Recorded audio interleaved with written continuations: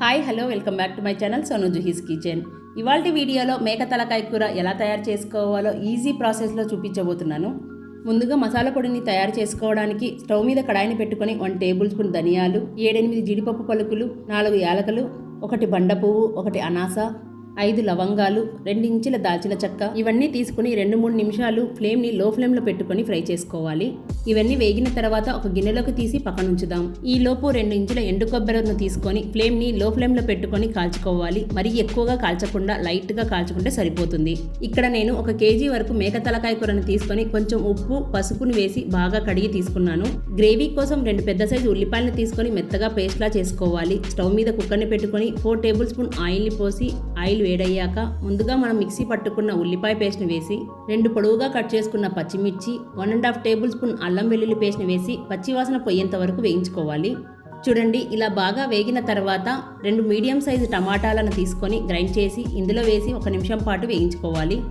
ఉల్లిపాయ టమాటా బాగా వేగిపోయింది. ఇప్పుడు ఇందులోకి తలకాయ కూరను వేసి బాగా కలుపుకొని మూత పెట్టి 10 నిమిషాలు ఫ్లేమ్ని లో ఫ్లేమ్లో పెట్టుకొని మాత్రమే మగ్గనివ్వాలి. ఈలోపు మనం వేయించి పెట్టుకున్న మసాలాలు అలాగే ఎండు కొబ్బరి ముక్కలు మిక్సీ జార్లో వేసి మెత్తగా గ్రైండ్ చేసుకోవాలి. ఎండు కొబ్బరిను ఇలా కాల్చి తీసుకోవడం వలన టేస్ట్ అనేది చాలా బాగుంటుంది. మీరు కూడా తప్పకుండా ఈ విధంగా ట్రై చేసి చూడండి. 10 నిమిషాల తర్వాత మూత తీసి ఒకసారి కలుపుకొని 1.5 టేబుల్ స్పూన్ కారం, 1 టేబుల్ స్పూన్ ధనియాల పొడి, 1/2 టేబుల్ స్పూన్ పసుపు, రుచికి సరిపడంత ఉప్పు, కలర్ కోసం 1 టేబుల్ స్పూన్ కాశ్మీరీ చిల్లీ పౌడర్ని వేసి మొత్తం ఒకసారి కలుపుకొని మూత పెట్టి ఒక 10 నిమిషాలు మగ్గనివ్వాలి. ఇలా మగ్గనిచ్చడం వలన ఉప్పు కారం అనేది ముక్కలకు బాగా పడుతుంది. 10 నిమిషాల తర్వాత మూత తీసి ఇప్పుడు ఇందులోకి పుదీనా, కొత్తిమీర, 1/2 టేబుల్ స్పూన్ గరం మసాలా ఇవన్నీ వేసి బాగా మిక్స్ చేసుకున్నాక ముందుగా మనం గ్రైండ్ చేసి పెట్టుకున్న మసాలా పౌడర్ని వేసి బాగా కలుపుకొని 1 నిమిషం పాటు మూత పెట్టి మగ్గనివ్వండి.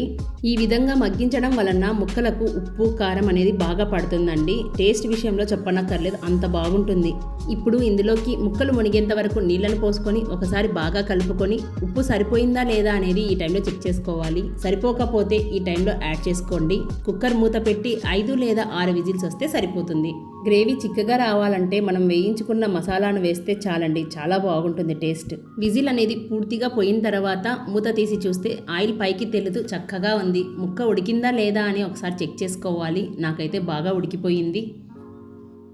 అంతే, చివర్లో సన్నగా తరిగిన కొత్తిమీరను వేసి ఒకసారి బాగా కలుపుకొని సర్వ్ చేసుకోవడమే. ఈ కూర జొన్న రొట్టెలకు కానీ రాగి సంగటిలోకి కానీ సూపర్, చెప్పనక్కర్లేదండి, అంత బాగుంటుంది. సో ఫ్రెండ్స్, మీరు కూడా ఇలా ట్రై చేసి చూడండి, చాలా బాగా ఎంజాయ్ చేస్తారు. సూప్ టేస్ట్ అయితే చాలా అంటే చాలా బాగుందండి. కొద్దిగా చిక్కటి గ్రేవీలా వచ్చి రుచిగా చేసుకోవాలనుకుంటే నేను చెప్పినట్లు ట్రై చేసి చూడండి, చాలా బాగుంటుంది. సో ఫ్రెండ్స్, ఇవాల్టి వీడియో మీకు నచ్చిందని అనుకుంటున్నాను. మీకు నచ్చినట్లయితే please like, share, subscribe to my channel Sonu Juhi's kitchen. Thank you for watching.